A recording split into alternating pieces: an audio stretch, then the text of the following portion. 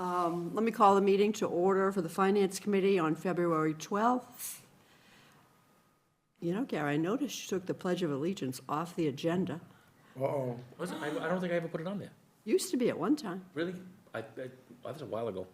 I can put it on there, absolutely. That's Be okay, an because I'm investigation going to on that stand up and we're going to do the Pledge of Allegiance. Yes. I pledge allegiance to the flag of the United States of America and to the republic for which it stands, one nation, under God, indivisible, with liberty and justice for all. Thank you. This meeting is in person and is being recorded. So, Finance Committee Handbook. Yes. Did we all stay up late reading every word? Yeah, and memorized Will everything. you be able to pass a quiz? Probably not. If it's open book, we'll pass it.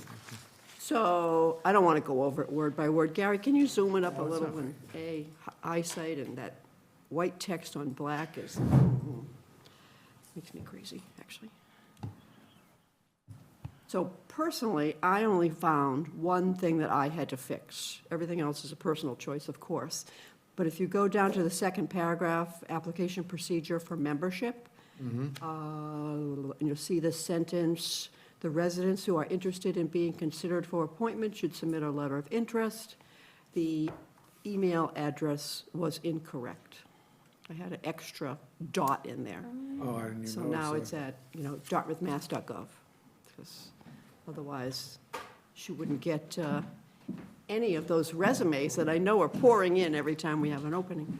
I know it.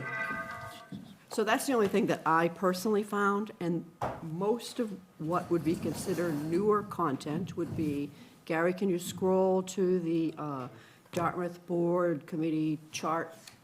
Yeah. Yeah, right there. So I split that apart, because we had talked about that, so it's split in between voting and non-voting roles.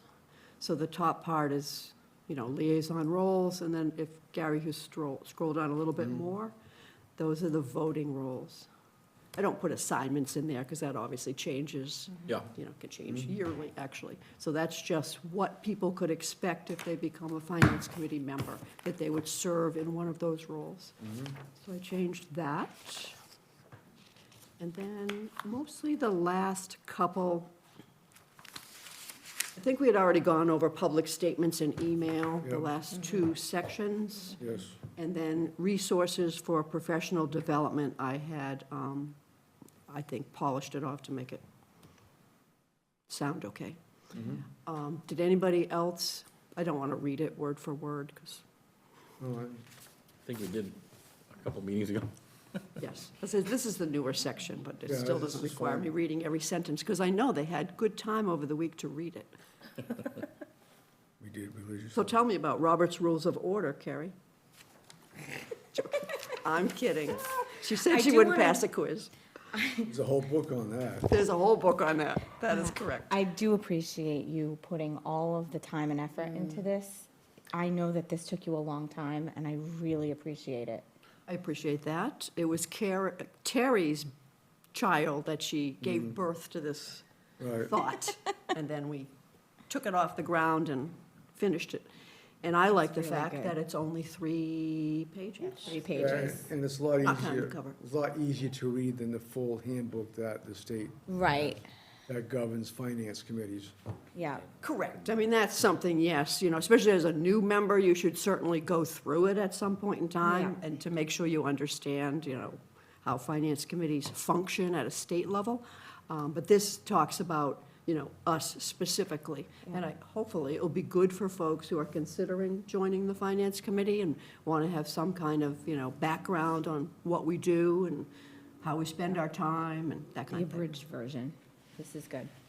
So did anybody have anything that they felt needed to be changed? Just one comment under the training. Raining? Training? Well, personal development, I'm sorry. Oh, Thank you. It's Except under for personal training. development, it's by state ethics rules, within 30 days of an appointment, you need to take the state ethics conflict of interest training. Oh, So Right, just right. why No, not that's add that a there? good point. That's not elective, like what you're quoting here. That's, Right, although I don't think there's the enforcement police out there, but Well, I think there when I- is. and I don't have to It ask does the- say within 30 days, you're supposed to complete that I'll have to ask conflict the of new, well, interest. Deirdre, you're the newest. When you were sworn in, did someone tell you to take that? I knew of it when I got back home. It was there on the computer. I took it on the computer and sent it away and printed it, and So it was Brought it sent to you in. by the town clerk or by the town I moderator? believe I got it from the town It's clerk. all electronic now, the ethics. Okay, okay. Yeah, yeah. No, you pick this up. You pick up your handbook and you pick up that, and I picked up all sorts of good things. I raided the office, and you get your oath of office too. Okay, I'm sorry, I've been a member for 6 years. Yeah, I don't remember doing it. Do you only have to take it once, or do you have to take it every year? Every Two? 2 or 3 years, I I think. think so, because I just got an email to redo mine, so I think, I may have to do it next time up, then. Acknowledgement every year. We're the ones last time. Test every two. Well, interesting, because I probably haven't seen that since I first joined. I am. I just said, 6 years. Never required to do that, of course, it's been a while since. So I thought it should be No, mentioned no, I there. will, Yeah, I'll just, add that. Just trying to think, where does it flow the best? By appointments? With, You may just consider writing a quick No, it's a sentence, I get that, paragraph, check with the clerk for mandatory. whatever. I'll worry about it, I'll worry about it after. Yeah, Check, application procedure, and that. candidates must pass a query. It's called the Massachusetts Conflict of Interest Law Training.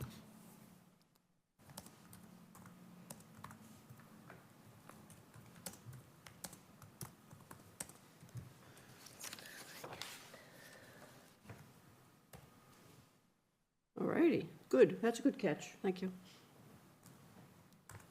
All right. That's it, we're good, we're ready for publication? Very nice.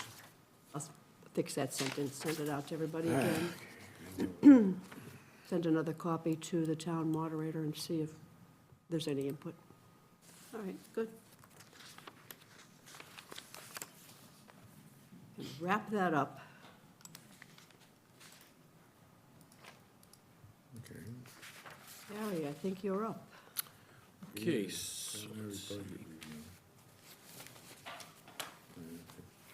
So typically, we do this process in the April timeframe. If you look at the calendar, you'll see that we're usually reviewing the budget in April. So we're obviously a little bit early this year. I think instead of going through every single line item, both Cody and I would touch upon what we think are the bigger items to discuss. And then, because this is still preliminary. We're Right. still working with the schools and still working on this budget as a preliminary draft. So I wouldn't want to do that at this point, go through every single line item in detail. As I said, we're still tweaking a lot of these numbers, health insurance being a big one, the schools, and then, property insurance we're looking at too. So. I do have a question, Yes. though, Gary. Since you already presented to the select board, and it's not really complete, was there any issues brought up by the select board that saying, well, this is nice, but where's the rest of it? Or did they have any comment to that effect? On the presentation that I Yeah. gave? So the presentation that I gave, especially with the revenues, was still preliminary. Obviously, we're waiting for the state to come in with their final draft of that, the budget. It's still in the governor's phase right now. They haven't even made it out of that yet. So as I mentioned, to be cautious about what we're putting in for state aid. Pretty much, we looked at a 1.7% increase. We talked about that at the meeting. But the spend rate is at like 4.4%. And revenue's coming in at 2.9% with the state. But this being the first part of the calendar year, a lot of those revenues start to come in. So, we have to be very cautious with that to make sure that we're not putting in numbers for state aid that's going to be off the benchmark. So, Cody and I have looked at that. We're tracking this almost every single day as far as like what we think would be an appropriate number for state aid as we get closer and closer. As the Senate and the House hears their budgets, it goes to House Ways and Means. So for Dartmouth, it was a 1.7% increase, which is very minimal, very minimal. Probably the lowest increase that we've seen in quite some time. And you've seen the graphs that I put up in the past where state aid has been flat. We've shown that over the last couple of years. In the last 10, 15 years, state aid has been really minimal. So we're still working on those revenues. Also, a part of that presentation was also the expenses. We see, we're still in an inflationary period, you know, we're averaging about 12% inflation. We just got our Maya rate, renewal rates in from 3 to 14.5%. You know, we're looking at somewhere probably in the middle of that, but we're still looking at the opportunity to go out in other JPAs, joint purchase agreements, to try to lower that cost even further. So those are things that we're working on now. So I think to go detail line by line, really, that's gonna change. It's No, gonna I change. understand. Did you get any sense of the state aid for other like communities? I would say on average, what I did was went through a lot of other communities, and the example that I gave was like the city of New Bedford and Fall River. There's $700 million, but this, I think, puts things in perspective. There's $700 million budgets, $600 million in Fall River. If you looked at a percentage increase that they're getting, it's a $20 million increase on average. That seems like a lot of money, but not when your budget's $700 million. Right. So the commitment from the state to the locals wasn't there this year, in my opinion. You know, it just wasn't there. We usually see a little bit more in state aid, but, you know, it's just not happening. And I think what the key is, and Mr. O'Neill had brought it up on the select board, was what happens in 2008 when we had the 9 C cuts under the Romney administration. That was devastating to a lot of budgets, because that was a mid-year cut. We had to actually cut budgets. It meant layoffs to school, teachers, fire, police. So what does that mean for towns like Dartmouth? Do we ratchet that up in anticipation that there won't be a budget gap at the state level? I think there's gonna be a budget gap, especially if revenues are coming in low and they're spending at a higher rate. So that's something we really have to focus on. And you mentioned fixed expenses, but you don't really get into the variable expense because you're still formulating those, correct? Yeah, so it's not really, we don't really know where we stand yet. Yeah, I mean, if you look at that the list of fixed costs that we put up, that's a substantial amount of money. You know, and those are just items we can't, we have to pay the pension assessment, we have to pay our debt. So we're being cautious at this moment to keep on looking at these revenues and try to get as much as we can. And then also look at ways that we can generate revenue in town. That's another key to this. Was there, the 1.7% increase in state aid, was it in one particular area and/or did another go down? No, it was relatively, we don't have any charter tuition reimbursement this year, in the budget. So that's, I mean, you lost 37,000 there, not significant. We saw a minimal increase, in chapter 70, your unrestricted government aid, a $75,000 increase, $80,000 increase. Veterans benefits, which again, that's actually just a repayment of what we've put out, to an extent, so a minimal increase there, but we're obviously putting out more.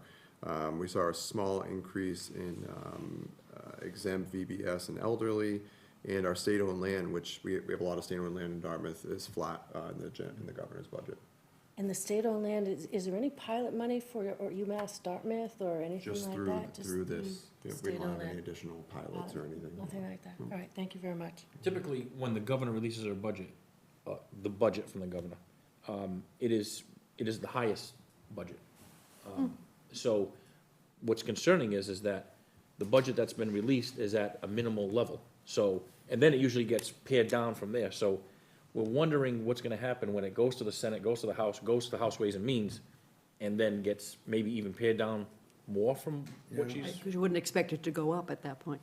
No. Yeah, The and only it's, place it's gonna go up is the per pupil possibly out of the Potentially. Senate. Yeah, That waits till all the 9C, if they're 9C cuts, Yeah. it's not coming out of the Senate. But the So- longer we go on in the process, as March comes in and April comes in and the income numbers come in from the state, those numbers will get tweaked. So as we get closer to the end of the fiscal year, they'll make a determination on whether or not, we would hope that they don't touch state aid further than what we've got now.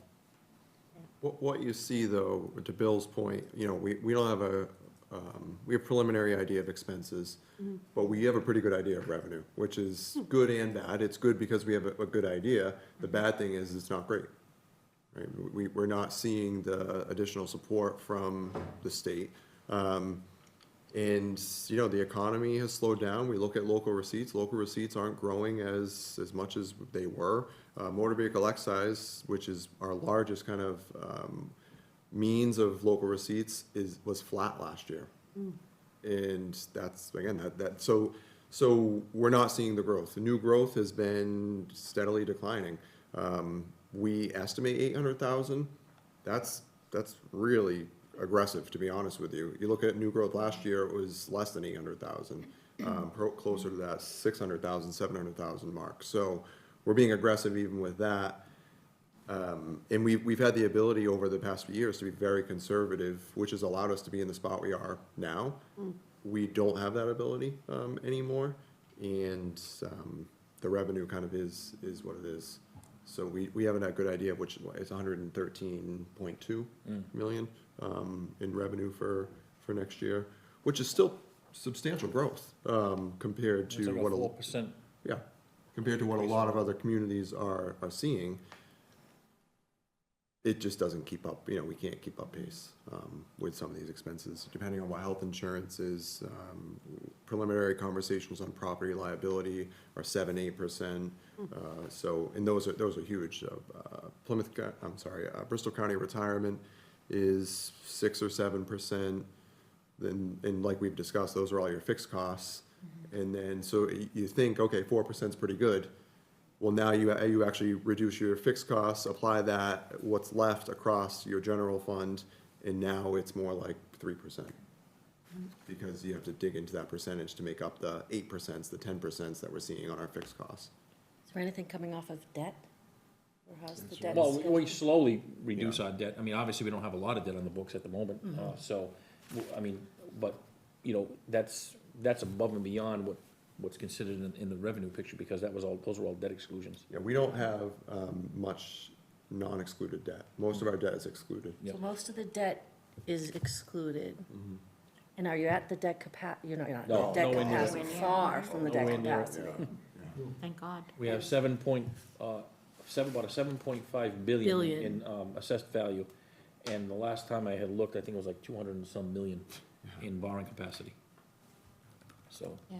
in some sense, as Cody had mentioned, we're in a good position, I think, and this is kind of what I wanted to get across the other night when I gave that presentation, is that we're in a good position to move forward with borrowing and move forward with those kind of initiatives, but we also have to be cautious on how we're doing this, and we continue to put money away in stabilization, we continue to put money in the long-term capital stabilization fund, so we're not those communities that have gone and, try to go for an override, 83 communities last year, and then now that's doubled. So again, the pressures are being put back onto the local municipalities in Massachusetts to try to make up those revenue gaps, And they probably always will be for the near future. probably will be, And, yeah. we're talking about the Romney administration, we're like, what? Yeah. We're- Yeah, I mean, so if you look at it, that's how long ago, 2008. Exactly. It's happening again, so it's all cyclical. It happens in phases, Yep. So the good news is state aid is up is up 1.7. The bad news is up 1.7. So it's good and bad to an extent, because the 9C cuts would only be at the 1.7% level, if you will. So it's an economic kind of, ball that you're looking through, trying to learn the trends in the past while trending in the future. But where are we right now? And the capital needs are significant in town, so. Yeah, we spoke about, like capital and, building a brand new school, building a wastewater treatment plant. Obviously, those would have to be debt exclusions, because the budget couldn't support that. Those would have to be borrowings that have to go to the voters, but we do have the capacity to do that. I think you gave a good explanation. I watched the Capitol meeting, and I thought you gave a pretty good explanation on how that could be approached to do the debt exclusions. Because I think it's inevitable. But it has to be voted on by everybody. so. But that, I would look at that as being good news in that we could, Yeah. and that we Yeah. have the money. But I understand it has to be approached in a very, educational, delicate Right. manner. Absolutely. I'd be interested in the unexcluded debt. Like, why was that excluded versus unexcluded? Well, It's probably some smaller, Yeah, we had the ability to build it into the budget. Yeah.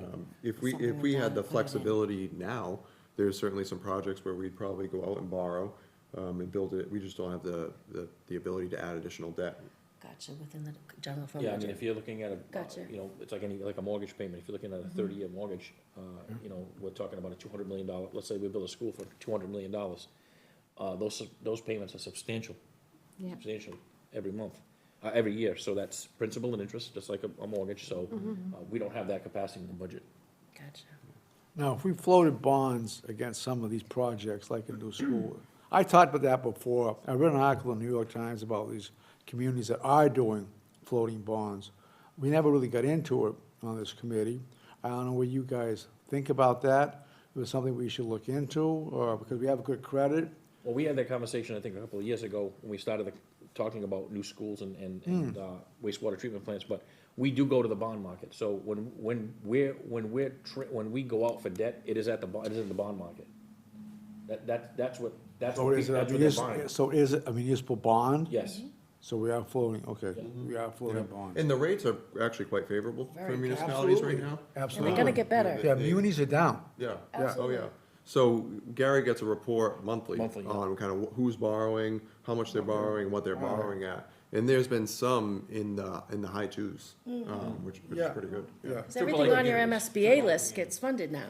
Good. Yeah, Right. AAA communities, if you're like a double A or You're or at stable, 3, 4. yeah, some of them are on 5, depending on your rating. So if you think about that gap of 2% on a $200 million project, that's a lot of money. So we're lucky to be AAA, and we're lucky to be able to have the capacity to do it. That's why I was When the looking at time is the right. excluded, like, what can you? It's been inflation. Yep. Cool, good stuff. So I don't know if anyone had any questions particularly on what I sent out. I mean, I sent out the general fund. I also sent out waterways and, I mean, I don't know if you had like any specific questions to go through every single one. I think you went, it was DCTV. the other one, DCTV, yeah. Right, there's and two waterways. that, And then, two that you sent. yeah, Tim will be in next week. Oh, I do have a question, Gary. On the fixed costs, Yes. how much is that Voc Tech assessment up from last year? Do we know what percentage of increase from last year? Well, preliminarily right now. Yeah, preliminary. It's up, so, they're still in draft form. So every year I budget an additional $300,000 in anticipation of any new students that may come in. Now, we've heard preliminarily that the student count is down, but I would be hesitant to touch that number right now, because that is still a draft number. But if that number does change, we will make that change accordingly. So we did get information that the head count was down. Because that's a real heavy hitter besides the. And that could be cancer too, requirement. because of the lottery system, I think they have now, they have a lottery system. That could have changed the dynamics of the head count there. So, you know, it would help us if it was down. Gary, on these, on the, like, this chart here, is there a way we can see the 2025 budgeted and the 2025 actual?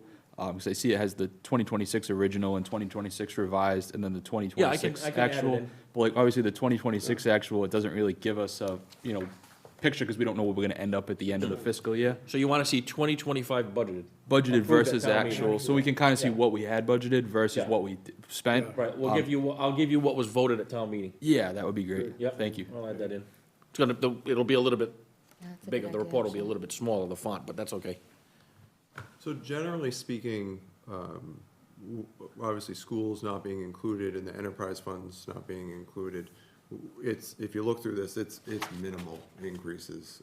It's really level funded pretty much across the board. Yeah. The only, again, with the caveat, the only salary increases are for step increases because we haven't negotiated contracts. So you can expect some percentage increase there.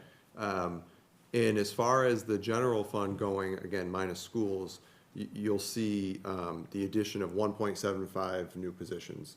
That is 0.5 in the conservation department. For years, we've been hearing that they need administrative support.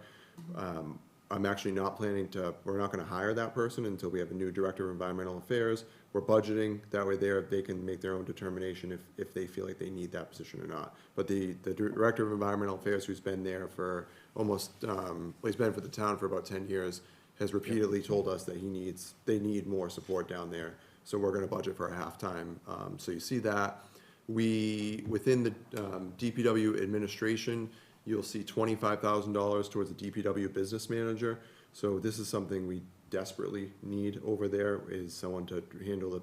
You saw this with the mid-year rate increase, you saw this with the deficit. You need, with an operation that large, you need someone to handle the business side of things over at DPW. It's very common in municipalities. So nobody has that role now, right? Or It falls was on the- part of? Yeah, it falls on the director, the assistant director, but you don't have someone dedicated to really overseeing the business side of things, rates and the financial things. So, the proposal is to add that position. It's supporting the enterprise funds, so it actually will be funded equally. We're estimating about $100,000 right now. 25,000 from the 3 enterprise funds, and then 25,000 from admin. And then the full-time position is facilities director. We do not have anyone to oversee facilities in town right now. So we have lots of facilities, and we see this as an area of great need in the town. The previous director of Parks and Recreation did it. It was never formalized, and essentially the compensation was he would work a lot of extra hours, and it was through comp time. And at the end of the year, he would essentially cash out that comp time, and that kind of served as the compensation. The position was never formalized to include that. We also aren't sure if that would be the best fit for it too, given the vast needs of our facilities in town. And also we have a new Parks and Recreation director who is really qualified in that field, but has no sort of kind of facilities management or any of that experience. So we need that desperately, and I think it's something that'll help us long-term. I'll give you the example of the Allen Street Garage project. Was initially approved by town meeting, I think in 2022. We went out, we don't really have a facilities director to oversee these things, so it's kind of whoever's available. Unfortunately, it took longer than it should have. We went out to bid, didn't have the money. It sat around for 2 years. We now just went back to town meeting this fall for the additional money. Initially, it was a $600,000 project, now it's almost $1 million. I think if we had someone really overseeing that, that probably would have happened a couple of years ago, and the project would have moved forward, so. Where would that fall in the org chart? Is that a whole separate department? Yeah, it is. Well, we have a Facilities director. Yeah, so we have a facilities division right now. We just don't have anyone managing, formally managing. So we have several facility staff members that technically fall under the town hall budget. So if you look Oh, at the okay. town hall Yeah, budget, yeah. there's a facilities line item for a couple $100,000, and that's when we consolidated facilities a few years back.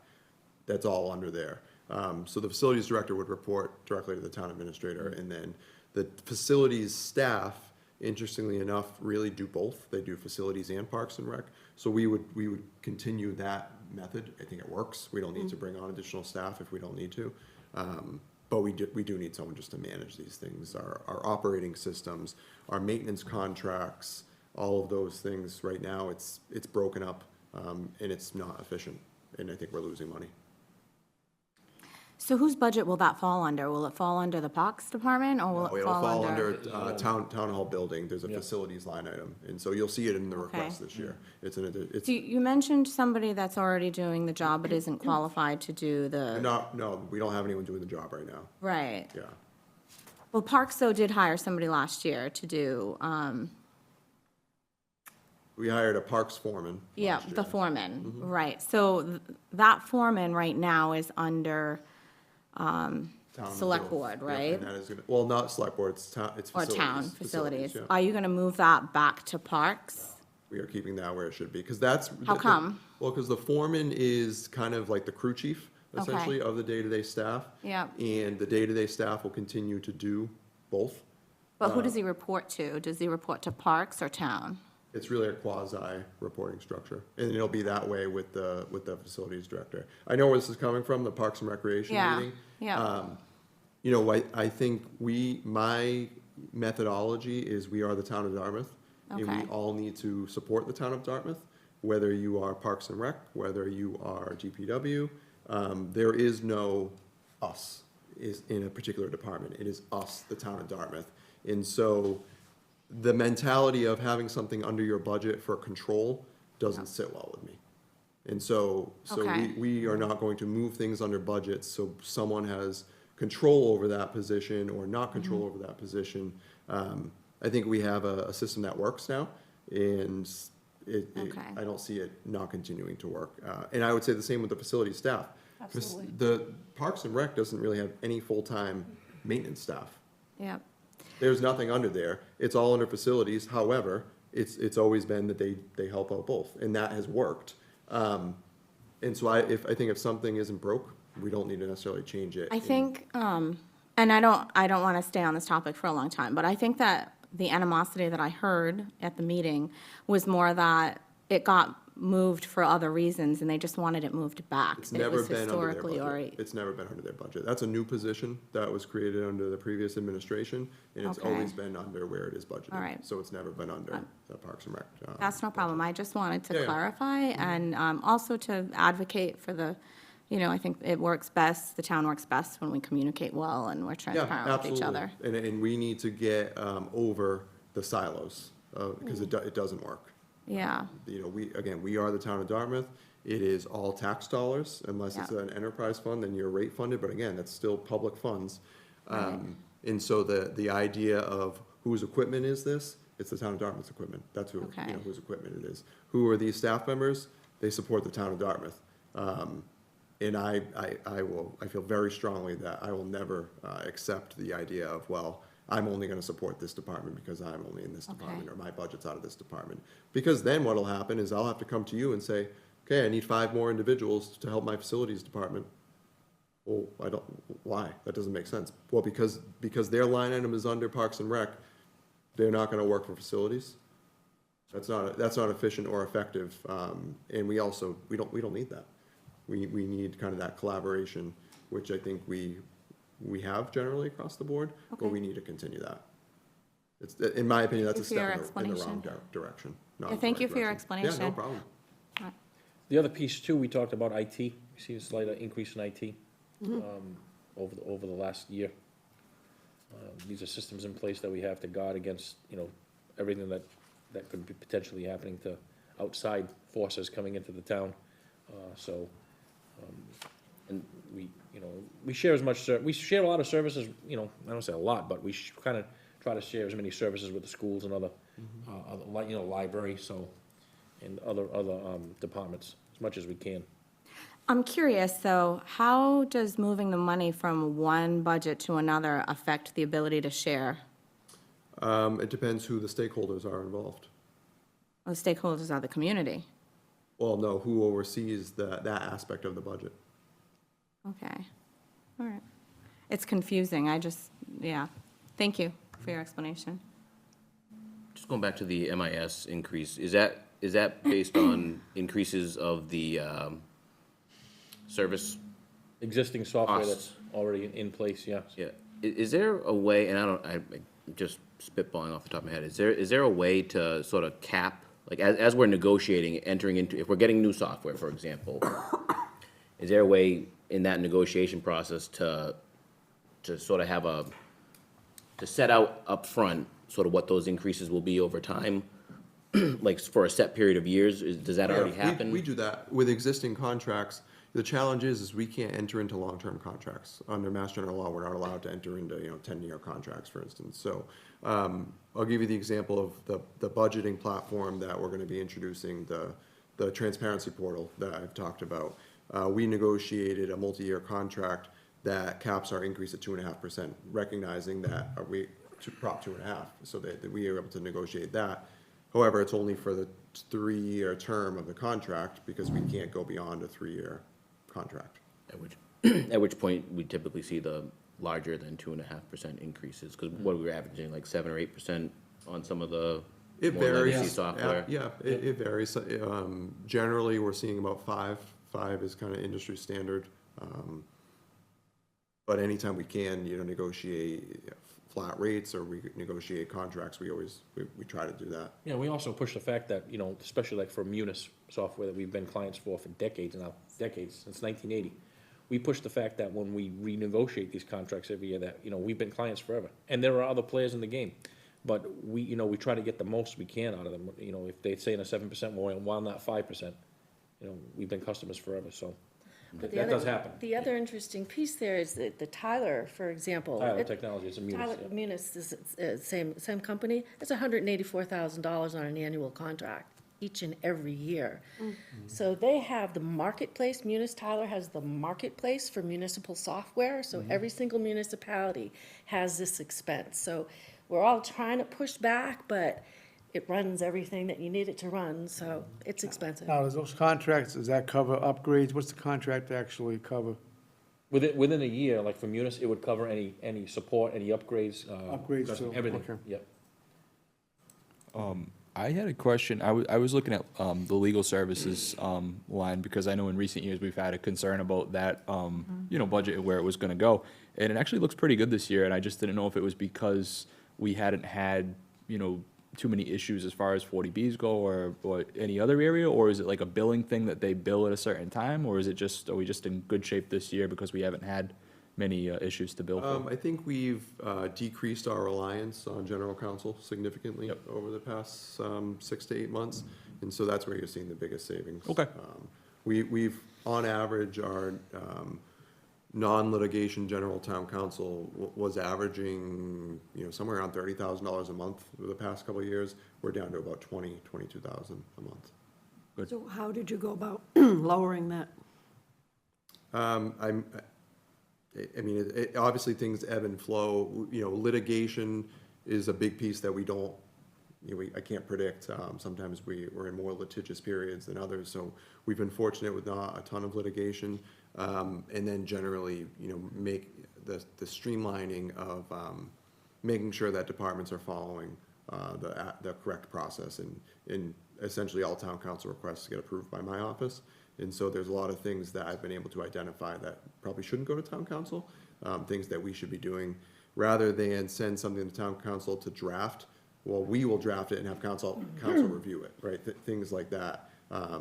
So it's been twofold. It hasn't just been those things, but the part of it's been. No, the that makes portion sense. of So are you litigation. saying that you implemented that? That wasn't happening before? It was in place. It was definitely in place. It just, some departments got away from it to an extent, and we're just reaching out directly to council, trying to get things done in the essence of time too. So- Understood, yeah.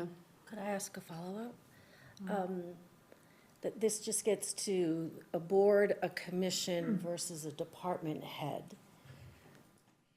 Does the board or the commission have direct access to this line item for a general counsel? Nobody So has they would direct have access to to counsel, come to you correct. as well.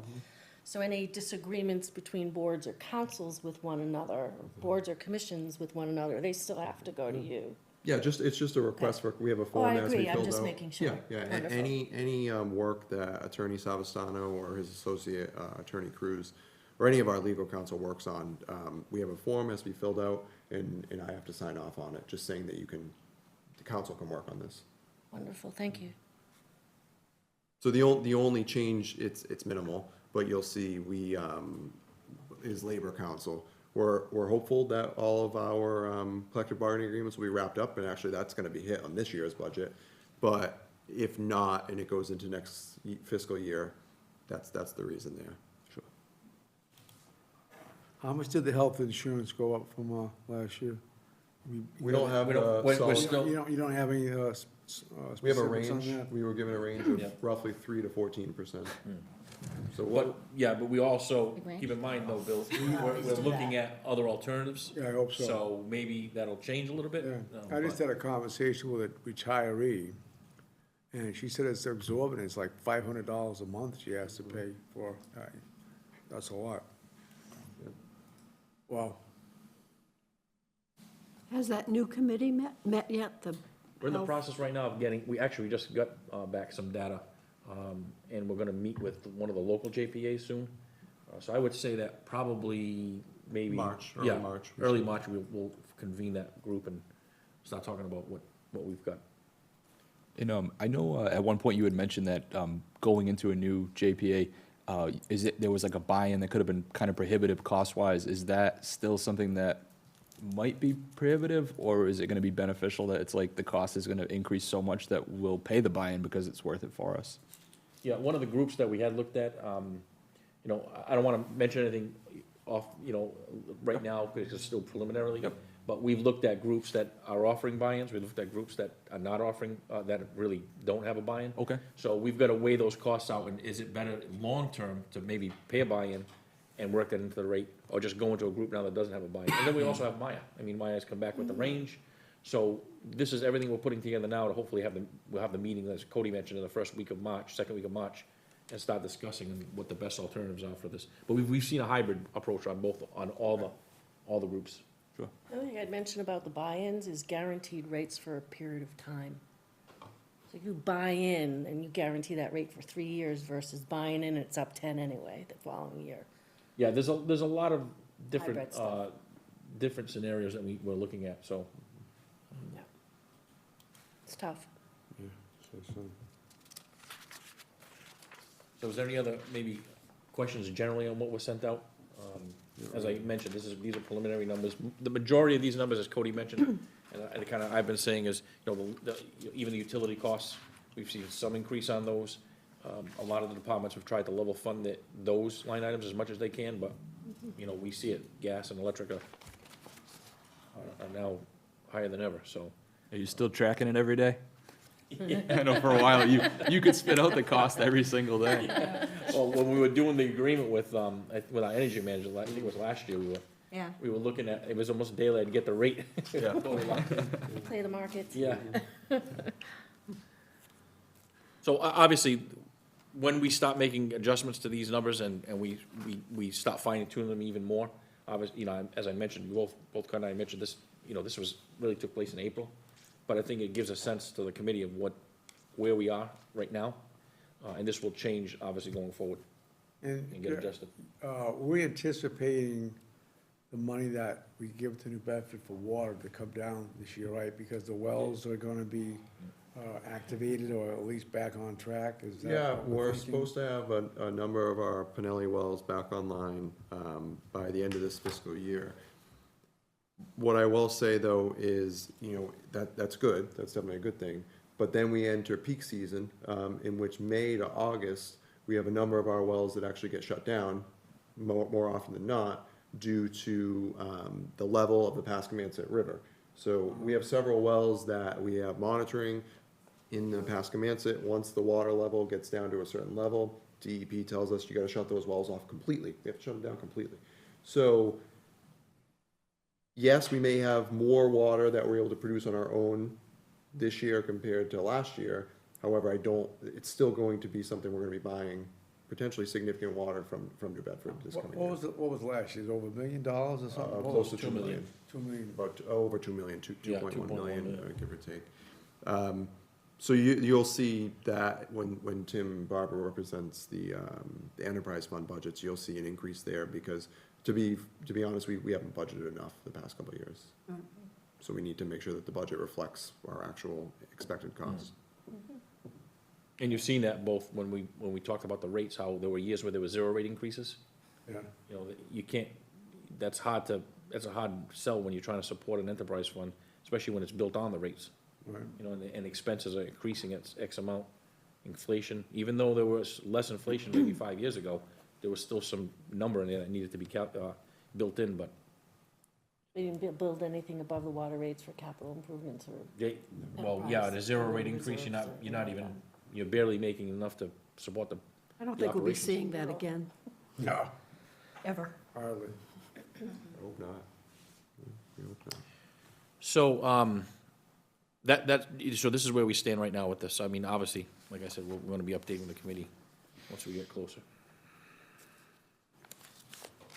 Are we gonna look specifically at the two that you sent us, which I think was Waterways and, Waterways and DCTV? yeah, again, there's really not much, let me see. I just had a very specific question about DCTV's, Okay, DCTV. Department of Media, whatever. Yeah. They had put one of their, in the Bryan form. The what? Oh, are you Brian talking about form. the, Brian Farm. The budget forms. I'm talking about the supplementary okay. forms that you Yes. sent to go with this. Classic, it's fine. It's classic. It will be called Brian Farms forevermore. That's what Gary called them when he sent them out, Yeah. Yeah. Yeah. just in case you're looking for the department heads call file. them. Yeah. That is what he called it. It's so funny. Okay, yeah. It is funny. Yeah, Anyway, I had a question, excuse me, and excuse the cough drop in my mouth, but that's the only way I have a voice.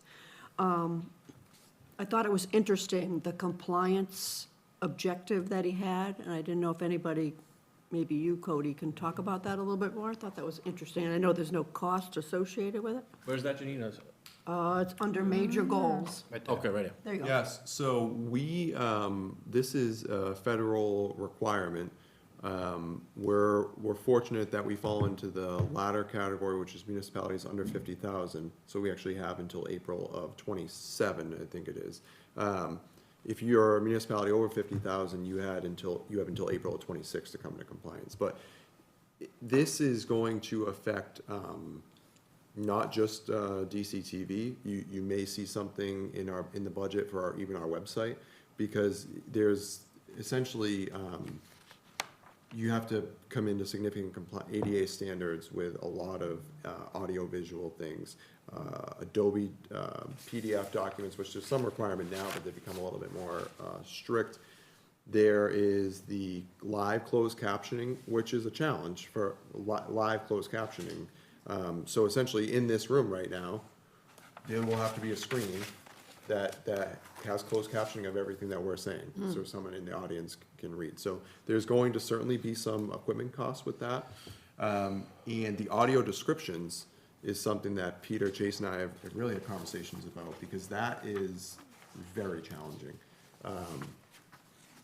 And we're not quite sure how we're going to accomplish that. The good thing is we're not in that alone. A lot of municipalities are having this conversation of, there's certainly ways to accomplish live closed captioning. There's going to be a cost associated with it, but the audio descriptions is another story where we're not quite sure what that may look like.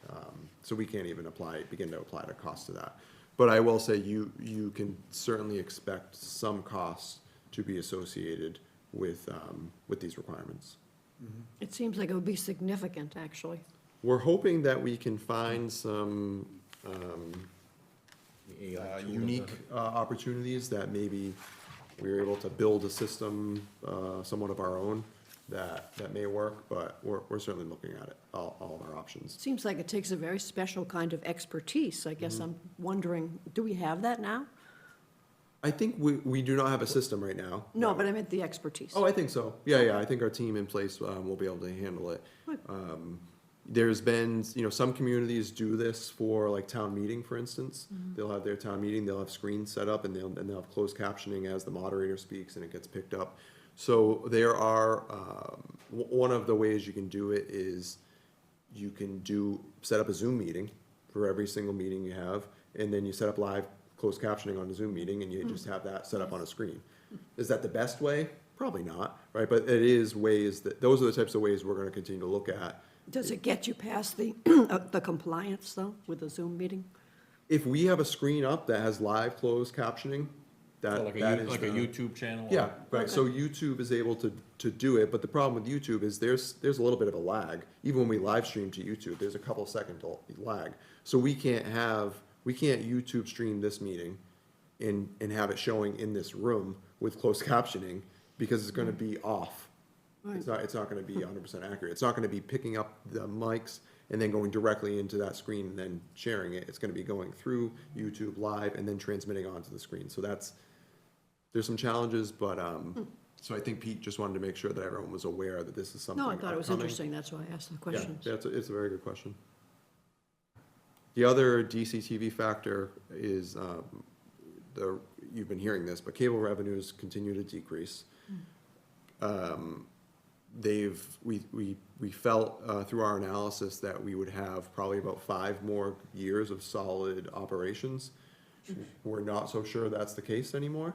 Our most recent cable revenues this quarter were down 7%. That's pretty big. That's a big decrease that we weren't expecting. So Gary and I and Peter Chase are running that model out to see at what point, what are we gonna do? What is the future and the sustainability of DCTV look like? Because I think the town really benefits from DCTV, and it's something we want to Absolutely, keep they do. around. But what is that model gonna look like? I think it's less on cable television though and more on YouTube, like, cause you can live stream it off of YouTube. Well, yeah, that's the reason why we're That's in the why people position cut to. the cord, right? Yeah. So Right, that's- right. That's what Yeah, I- happens. We get a percentage of only cable revenues. So people who cut cable and just have internet, we don't get any percentage of that. And that's why we've seen the cable revenue significantly decrease over the years. That's one of the questions I was gonna, and I'm somewhat jumping ahead, but the chart you put together for the retained earnings over the past several years, I think it would be good to see what is the revenue of each of those enterprise funds too, particularly DCTV, so we can visually see that reduction in revenue over time as it relates to our retained earnings. Yeah. I think that would be helpful information. Yep. Anybody else have any questions regarding Dartmouth Media or the supporting document that came with it? No, but I appreciate that you picked up on that. Things like that catch my attention. I'm a nerd at heart. Thankfully.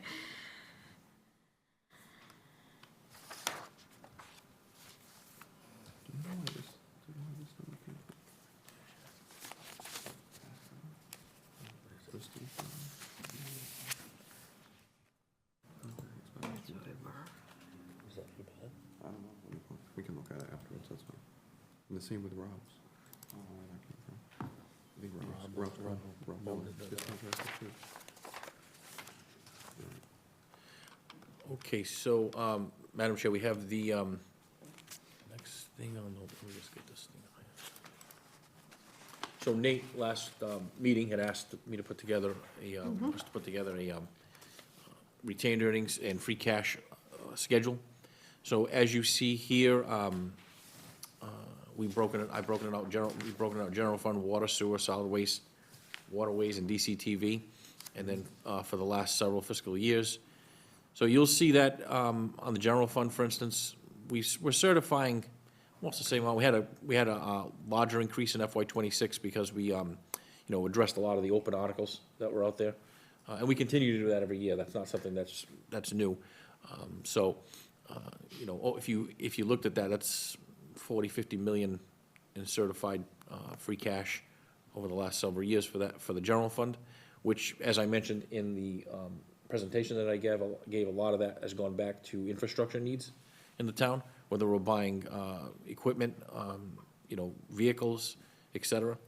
The water enterprise fund, as you see, that's, been on a decline mainly for the reasons that we just spoke about, rates in the zeros, increased water, charges from the city of New Bedford. So that's left us with a minimal amount in FY '26.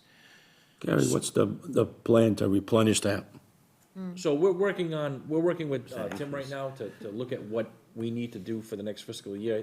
Actually, we had a meeting today to look at where they are, in this budget cycle, what maybe the rates need to be. It's still preliminarily, still a little bit early to talk about the new rates for FY '26, '27. But we definitely need to build in some factor for increasing this account, because this account is what I mentioned. Allows us to buy equipment, to, do the smaller capital items on the plant and so on and so forth. So the plan is, to at least maybe be sustainable on the rate to do that. We have to look at what that rate's gonna be. We don't have that information as of yet, though, but we're working on it. I think the other important thing that we got to keep an eye on in terms of this chart, which is, I think, super helpful, and then also as it relates to our CPC capital requests, is what is baked into the rates, for example, sewer enterprise fund, solid waste, water enterprise fund. What is baked into those rates in terms of capital? So, for example, in the solid waste enterprise fund, the sewer enterprise fund, we're seeing that grow, right? From a low of $247,000 in FY '23, we're seeing it up to 1.1 million, which feels good, right? But part of that rate is budgeted for the $50 million of a wastewater treatment plant, right? So if we go about spending from that retained earnings for other capital stuff that is not what that's earmarked for, we're gonna find ourselves in trouble when it comes time to build a sewer treatment plant. So I think just having the context of what is built into the rates for future capital needs of those enterprise funds as it relates to the current balance in those enterprise funds, I think is important for everyone to really understand, so that we can feel comfortable recommending a spend for capital on those types of items. Yeah, I think as part of the rate study, that we did have, that was part of that, you know, that process of what piece of the rate is associated with, Exactly. you know, capital outlay.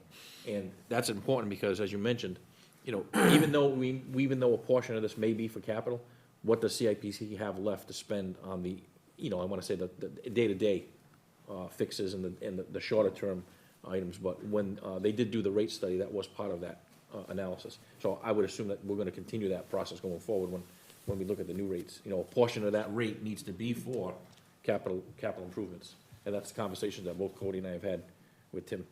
Yep. But none of it's for long-term capital, Right. large capital improvements. So you mentioned like the wastewater treatment plant, none of the existing rate is for that. We have nothing that would be able to even come close to paying the debt for that. So that's different than what was said at least at one of the DPW meetings, and then the DPW community meeting, a different statement was made. Well, the rate study did look at that, but the existing structure does not account for that. So both are true in that the study did look at that, and that's something that was considered and recommended. However, it's not, and you can see, you know, the 247 was because there was some appropriations made in FY '23. That's why it dropped down to 247. That wasn't a result of the operation, the annual position of the operation. And you see a gradual buildup, but even with that buildup, that's just enough to cover our annual capital costs. There's nothing in that buildup that's going to cover a large-scale project like the wastewater treatment plant. And then water, I mean, water is barely a sustainable operation up until this year. So there's certainly nothing there. Now, as we go forward, we will make sure we build something into that. And like I said, it was part of the rate study, but there's nothing existing in that rate structure that allows for debt in, let's say, 5 years for a $50 million wastewater treatment plant. Yeah, Not so right now. that's it's good to know, but that is a very different statement than what was made in other public meetings. So I think, I don't recall exactly, but I know we've talked about the rate study, and it looked at that. However, but if you look at on paper, there is nothing built in. There, I mean, the $1 million in sewer enterprise is nothing, right? We have a conveyor belt for our biosolids, that a new conveyor belt's $1 million. I was gonna say, it probably doesn't handle repairs. Just one, right, so that's why I say, there's stuff built in now to the sewer enterprise fund for your typical capital, but there is nothing built into the existing rate structure for that large-scale project. There will be, but it's not right now. Well, you mentioned also, Cody, to an extent, you may have to float a bond or something like that. Oh, absolutely. You have to go Oh, yeah, outside. we definitely will, Outside and then, the parameters. but you increase the capacity within your operating budget to pay the debt, right? So you increase rates, your revenue increases, and you can pay what your annual debt service would be for a wastewater treatment So plant. what are you telling me, that it would be the responsibility of those enterprise funds to pay back the bond? Yes. Yes, under the law, that's what's required. Because the argument is that in Self-support. Dartmouth in particular, an enterprise fund, being self-sufficient, we don't service the whole town. Right. So, and essentially what you would be saying is that someone who has a private septic, their tax dollars, if you pulled out of the general fund, would be supporting someone who pays a sewer bill and is connected to private sewer. So that's why enterprise funds typically support the debt, through user fees. And that was the problem, I read that article about municipal bonds, is being able to put enough aside, so when the bond matures, you can pay it off. I mean, it varies, could be 20%, could be, it depends, and looking at that, I don't know how you'd be able to, it's like, squeezing the cue ball, not gonna get anything out of it, really. So, it's gonna be hard to do it that way. Yeah, I mean, Very hard. if you're talking a $65 million treatment plant, obviously the rates would increase. A portion of that rate would be for long-term capital, and then whatever's left for the retained earnings would be used for shorter-term projects. Yep.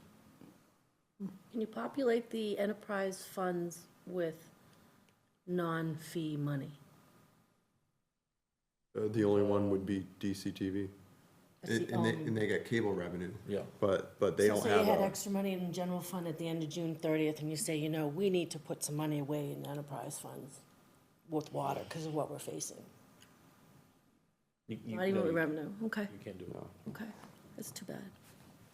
we never have extra money anyways. You know what I mean, you know what I mean. Don't say extra money.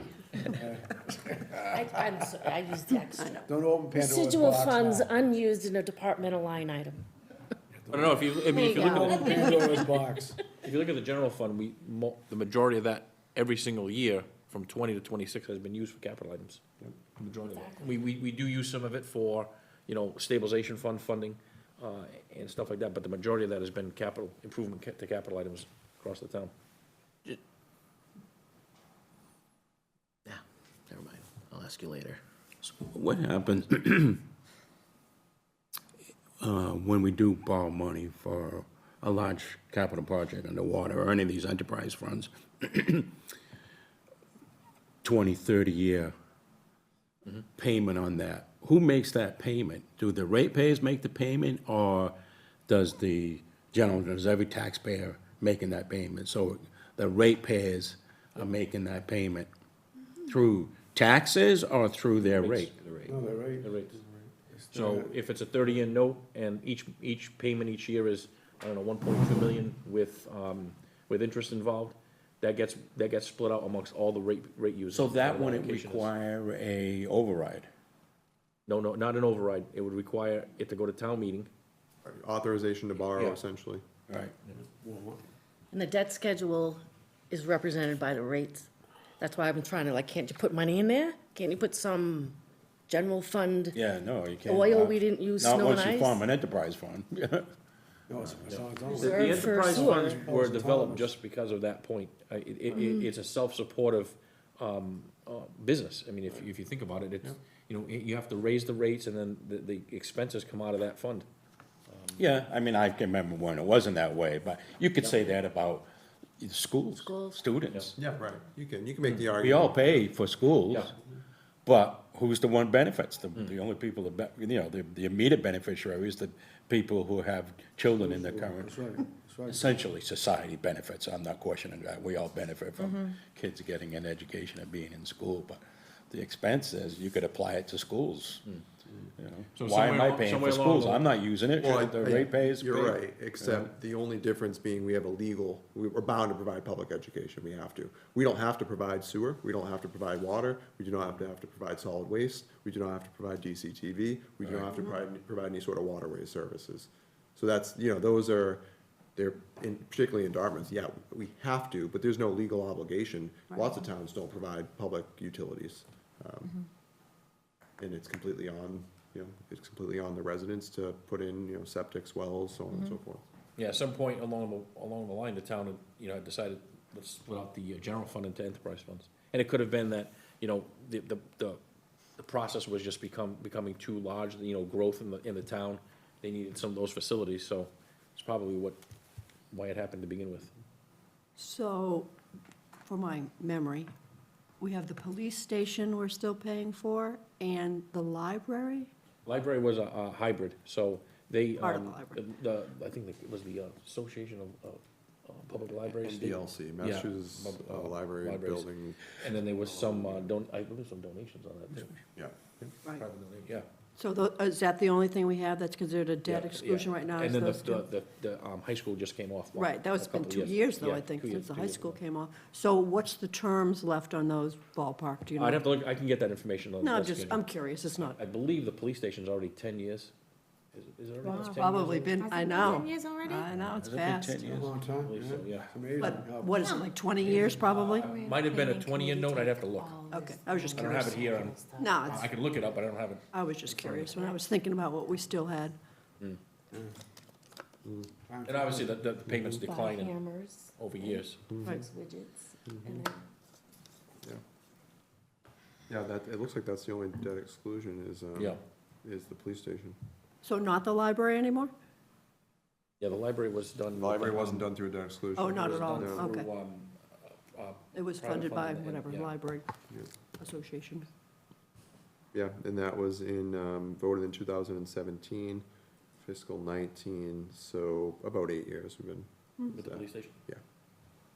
Look at all that money we have to spend. A better way to build, not a better way, I'm sorry, there goes my vernacular again. I'm sorry. So the CICP, the capital committee is meeting to spend those items in water, sewer, and solid.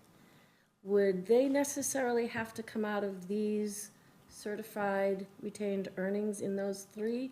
Or could we say, you know, we really should be saving that, and then anything they need, fund out a little differently, as a strategy just to build reserves, I guess. So we've I don't talked know. about that over the last couple of years, more so when we're talking about that, this year's CIPC meetings, that, you know, let's take water, for instance, and, are there projects that we can do as a package, like, you know, water, sewer? Can we bundle those as a borrowing, where, so that, you know, we have limited funds, obviously, if you look at this. We can't do the big projects, as Cody mentioned, that need to be done. So the conversation now is, on those bigger projects, we'll have to do a borrowing, you know, and keep these for the smaller, one-off, like the yearly, projects that we're doing. But, yeah, the conversation has been, we may have to go for we'll have to go for a borrowing. And even on the short, like, we're talking about the stadium, the school, we have the school, the track. So those aren't really longer-term projects. Those are probably like the 5 to 10 years. But those would have to be borrowed, because you're talking about a $7 million borrowing, a $4 million borrowing. So they start to add up. Those would have to be a conventional borrowing. And excluded. Yeah. And then we also have the long-term capital stabilization we're putting money into for, let's say we were to do the school roof, and, you know, it was a $7 million project. We could do a hybrid where we spend some of that money down and we borrow for the rest. So we're trying to think longer term when we're using some of this money. And that's where those funds get funded from, are these funds that are available to us. Okay. Any other questions on this? No, I just think it's good that you have that, you know, foresight, because a lot of towns don't, and, Yeah. you know, it's like, we see the pinch, and it's like, I can't imagine being in their shoes, where it's like, you don't even have the foresight to look at this stuff, and you really are gonna be in it. Yeah, and a lot of, if you look at a lot of communities, and I look and study a lot of other communities, they're using these funds for operations, for operation, for payroll, and for, because they're at the point where this is the only funds that they have. So they're using Is that free. legal? It's legal, it's not recommended. Not recommended. Okay, because it doesn't It's seem not like it would be recommended, legal, but it honestly. is legal. Okay. So the problem is, like, for instance, let's say you were to take $2 million of free cash and put it into the budget. You have now created a structural deficit for the next fiscal year. So now that $2 million is now $3 million, and then it just grows and grows and grows until you run out of free cash. And unfortunately, they're the same communities that used COVID money for salaries too, so they're just slammed, they're double digiting, if you will, Yeah, we their have structural We have strong deficits. Not a financial, good we have topic strong in this financial town. policies in the town, and this is, in my opinion, the reason why you see balances like this, and you see, you know, us able to do things that maybe other communities can't.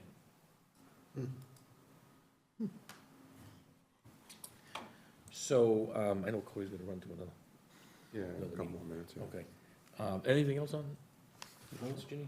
No, I'm good. Nate, come on, you wanted this, huh? We can tweak this with revenues if you, I think it would be helpful to we can add just, that in there, just see. no problem. Good.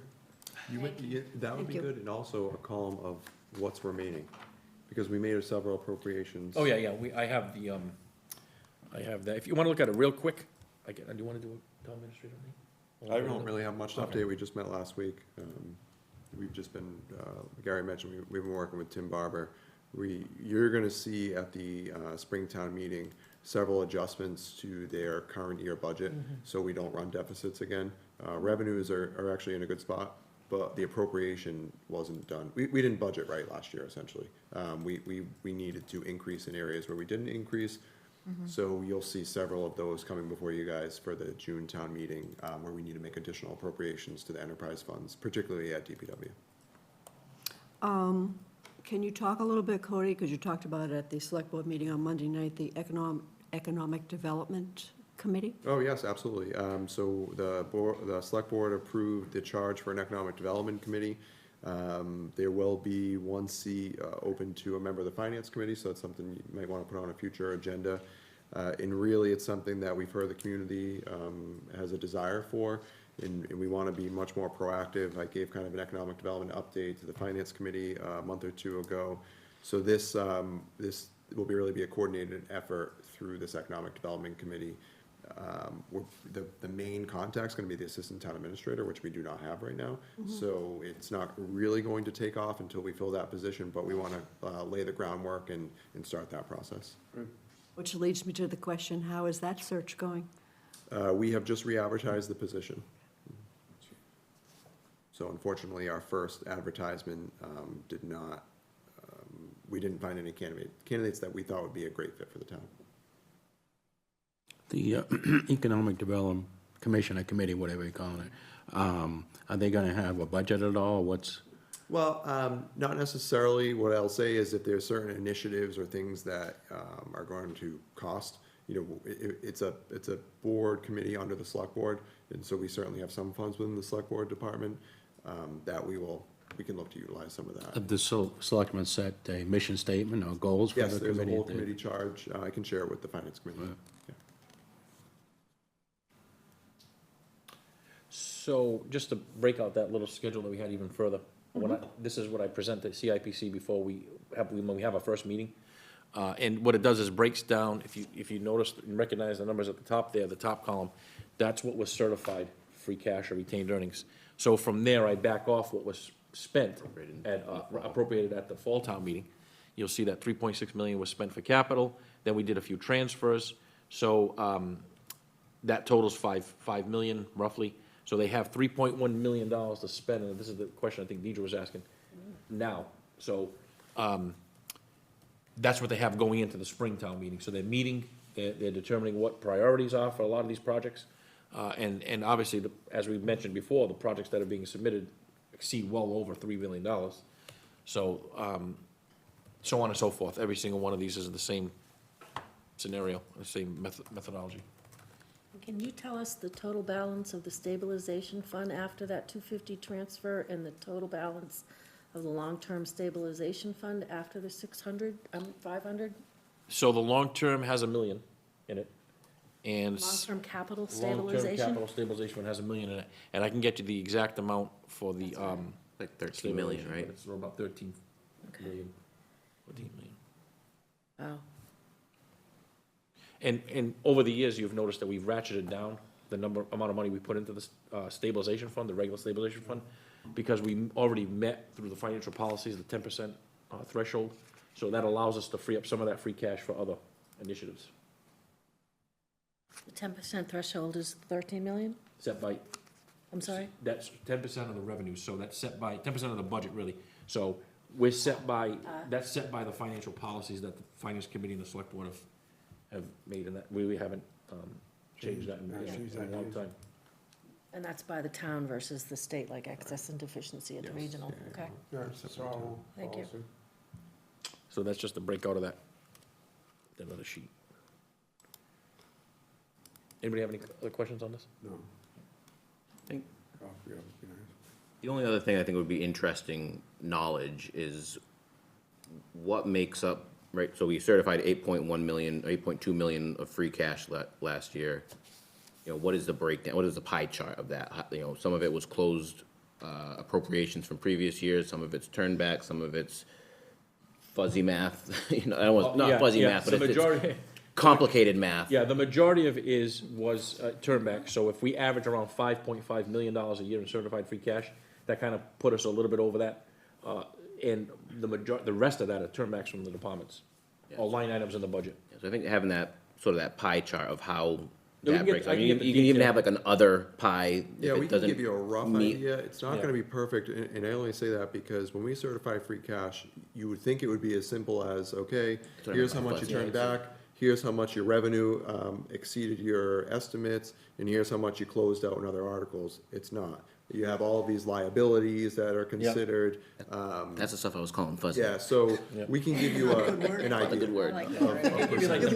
Yeah. And I'm fine with not perfect, like an Yeah, we give you an approximation, idea. I think Yeah. it would be helpful for We can even everyone tell to you, like, understand. 50-60% comes from, turnbacks, the rest of it comes from, you know, because you'd have to look at the calculations from at the state, that, you know, we don't really even see that behind the scenes when they get that. Yeah, I'm certified. fine with a pie that says other. Yeah. And an approximation, I just think it's helpful to have that visibility. Yeah, we can do that. Perhaps as something included in the finance committee's letter to town meeting. And there are no other stabilizations to the town except for the long-term at $1 million and stabilization at 13 and these We here? have the collective bargaining stabilization bargaining. fund, Yep, but that's it here, okay. opioid stabilization fund, right? Opioid, yeah. Opioid settlement, no, opioid settlement stabilization fund.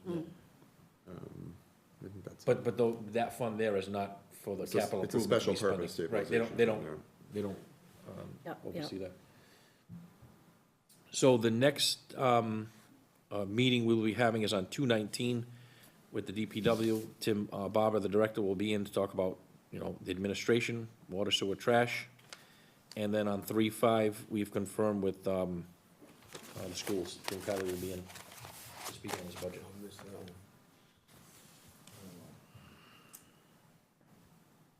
We should see if, folk can come in maybe after that. Same day.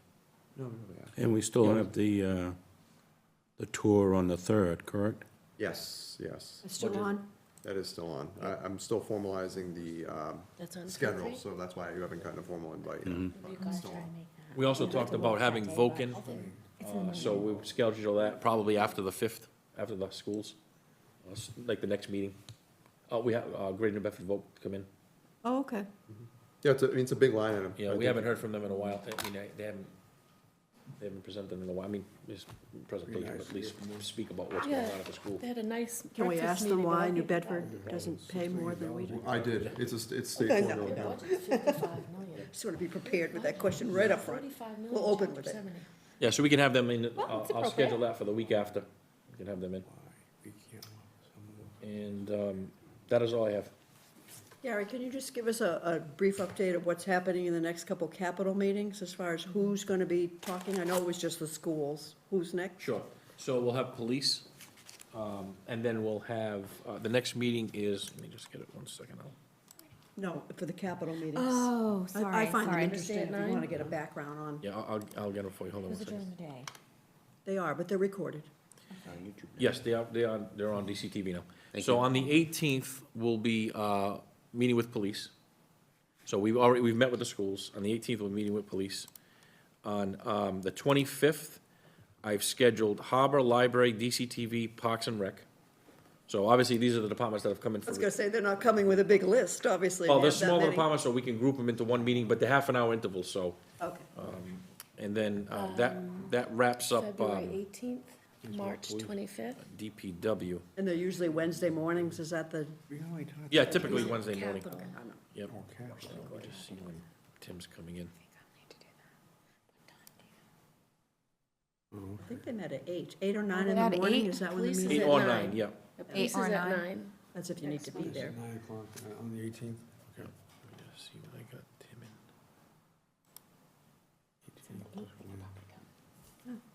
I'll get back to you on the date for, DPW, yeah. that'd be a good one. I just think it's very good background for everyone, so you have 3-2. knowledge before we start. 2, 3-2 Hearing at, everything. 9 AM will be, DPW. great.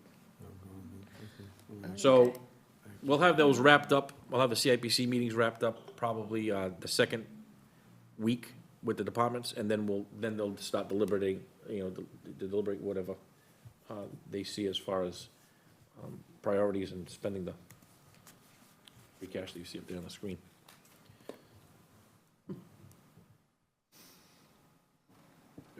We had a brief conversation, it was probably Nate and I, so it was a very brief conversation on perhaps a capital request for fixing that screen. Oh, yeah. The screen reason is why, the terrible. reason, Finance because the committee projector, now has from what a I've heard, the capital projector's request. too close to the That's our screen. free cash. Should be out here more, but Well, we're not the only ones who use this room. That's I mean, taking donations from the, How, Pass it half the finance committee, right? so, yeah, it should be on the ceiling, not on the wall. right? Yeah, it's a little close, Distorted. Yeah, you know, and I think the Easier issue said is than running done, though. cables and, right. I understand that. Take down half the ceiling with it. Or, All right, yeah, I mean, Yeah. here's a fresh coat of paint. Sheet rock.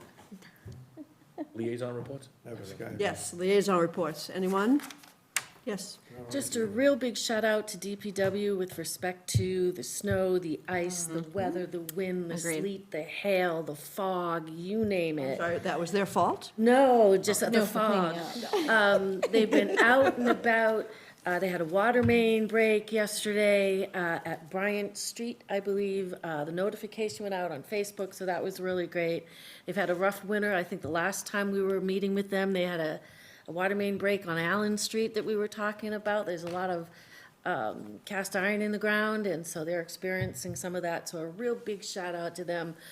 I kind of beep at them and wave. They have no idea who I am, but I'm always waving at But they them, will so. know you. They will. They will. They'll know you. But a real big shout out. They're unsung heroes and they belong as part of public safety. So yay, that's my liaison report. But I also wanted to thank everybody for this.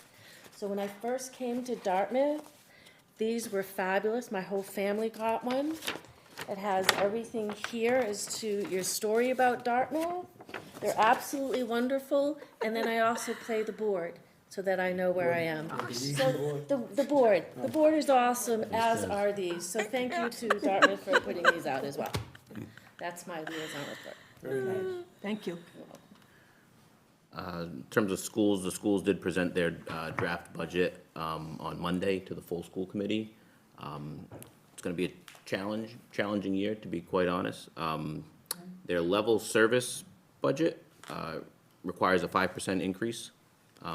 The school choice reliance reduction plan is about another 0.44% to wean them off of the school choice. And then to move them forward towards achieving their, for progressing towards their strategic plan would require another 1.39% increase for a total of 6.85% for everyone that's keeping track, which is a lot. About $4 million. Yeah, just shy of 4 million. So that's where they're at right now. They just presented that. I'd encourage everyone to listen to that budget presentation. You know, When is that, Nick? what's that? When is it? This was this past Monday, so it's on the There's a schools. recording up now. There's a recording up. It's on the, not DCTV's YouTube channel, but the school's Yeah, if you YouTube Do a little channel. Google thing, you'll find it. Go on the website. So it's definitely worth Yes. watching that to get more of a detailed explanation as to can send what you that a is. I'll send you the link. But that's the update from the schools. No, I mean, I highly recommend you watch that, especially before Yeah. Jim Kiley comes before us, because it'll give you a good background. Yeah. I agree. So we can, ask him Yeah. questions where we have some knowledge behind them. I think it's important to note that even with that 6.85% increase, and this is really for the town to understand, that we're still behind our teacher-student ratio, significantly behind all other, the average of the whole state of Massachusetts. So kudos to our teachers for always picking up the slack and always doing the best to our students, because we still have really high-achieving students despite So what is our the tight ratio? budget. What's the ratio, Carrie? Is the ratio, Give me 1 second. I think it's It was 12 to 1. 12.2. Yeah, Students 12 to 1? yeah, I think it's 12 to 1, but that's not really. That's the adult to student Yeah, the adult ratio. to student, not really the teacher. There's no classes with 12 students I in was gonna it. say, that's a, But that's. No, yeah, That's that's- class size is He about presented. 22.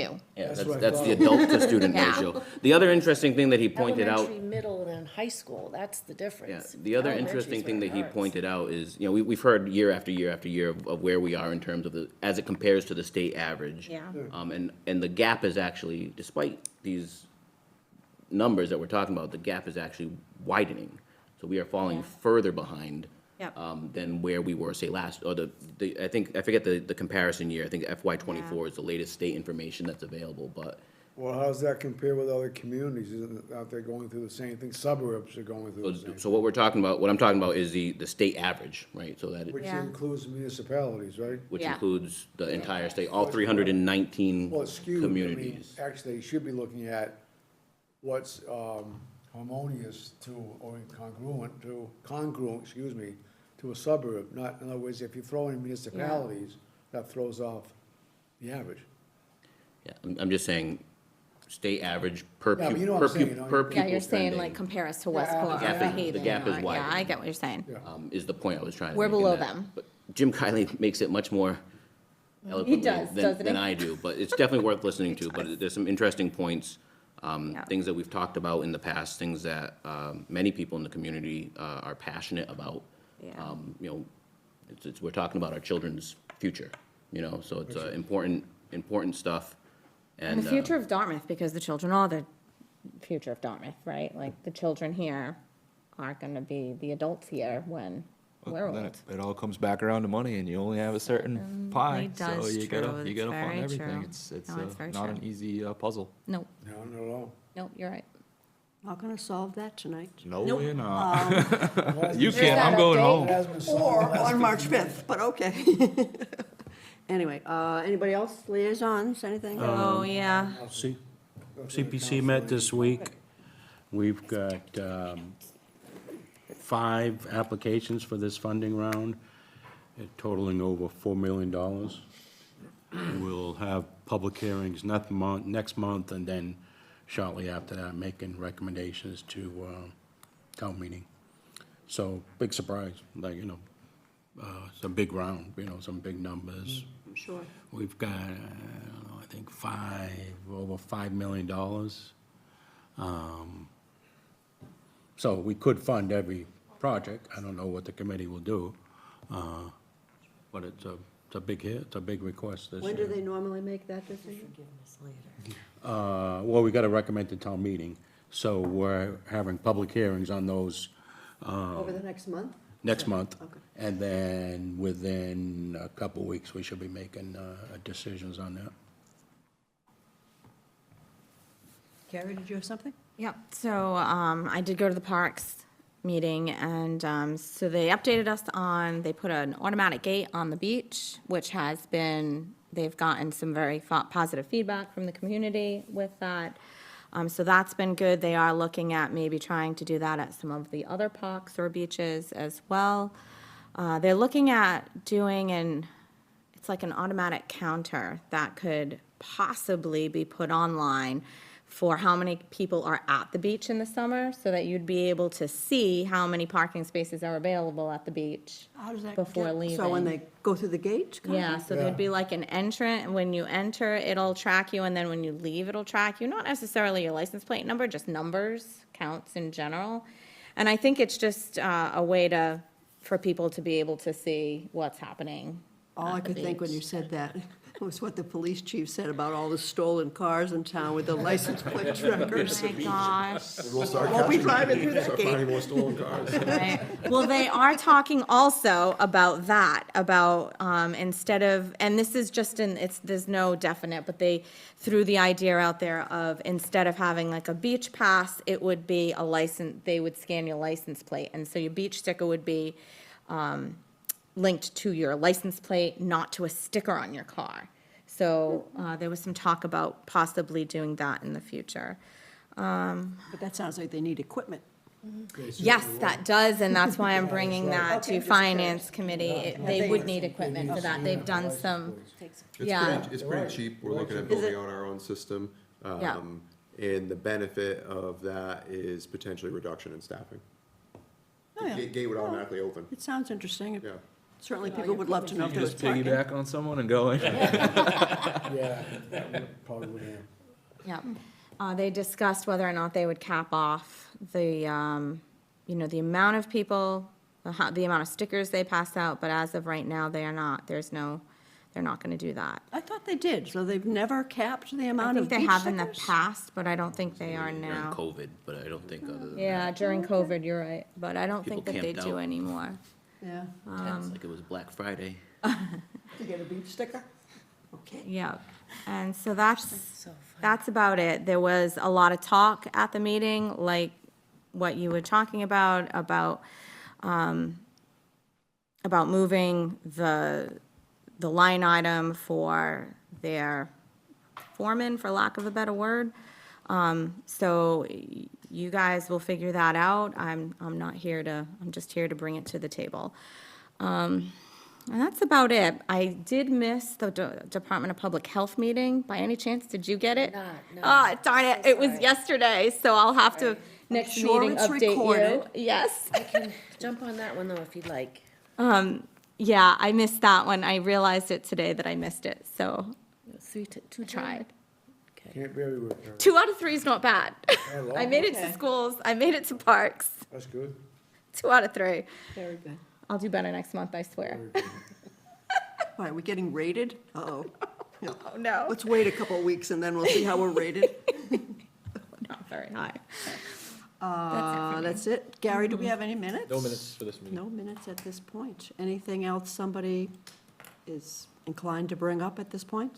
I just want to say that at the next meeting, I think that, you know, seeing that we're going to have DPW in, we won't have the handbook is pretty much, we're okay with that. Done.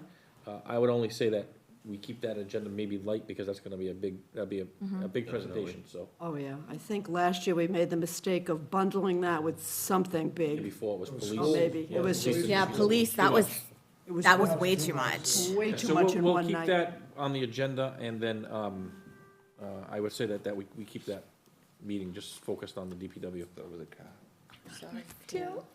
I didn't know what it was. If possible, and I was just thinking of this, so let me know. If you have questions that you want to ask Tim and you know them in advance, perhaps it'd be nice to give him a heads up, because he has so much data to present to us. So rather than have it be a quiz for poor Tim, if we have questions that we could compile, Yeah, I'll send you his budget, That'd be great. so you have it, obviously, yeah, so that you that can way, look at it. at least you can have a heads up if there's something. He's Yeah. got an You incredible send it to me, amount and of then I stuff can going forward on. it to Tim. Awesome. Yes, exactly, Well, we'll exactly, talk because to him all day. it's just so much that he has to present to us from all those departments, and I know we'll all have questions, no doubt, so we can think about it ahead of time. And then also, Jim Kiley's, there's an issue at the schools with a diesel generator. All right. Oh, no. I'll be putting together a reserve fund transfer for the next meeting, for the committee to consider, because it was unexpected. Right, yep. You know, I think we might have heard him talk about that. So other than that, that's it. Does someone want to make a motion to adjourn? So moved. Second. Okay. All in favor? Aye. We are adjourned.